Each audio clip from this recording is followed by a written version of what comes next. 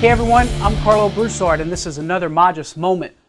You know, of the 4 levels of happiness, we naturally tend to make either level 1, physical material happiness, or level 2, ego comparative advantage happiness, our dominant form of happiness.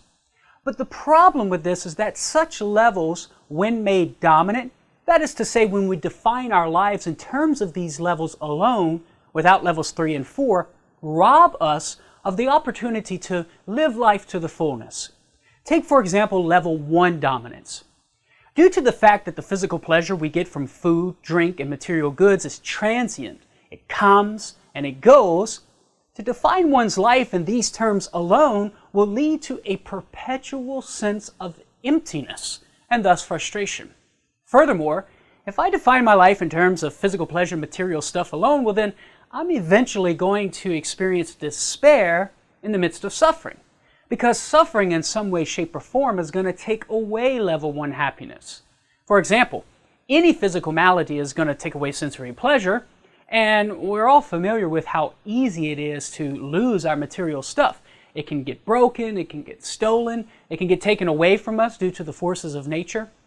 So level 1 dominance eventually will lead to despair in the midst of suffering because one will no longer see happiness as achievable.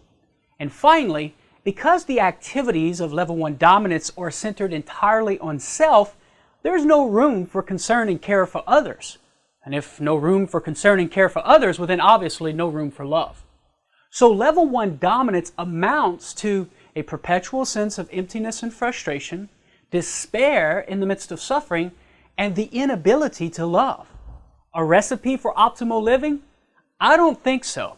And it doesn't get much better for level 2 dominance or for level 3 dominance. But we'll have to save that for another Magis Moment.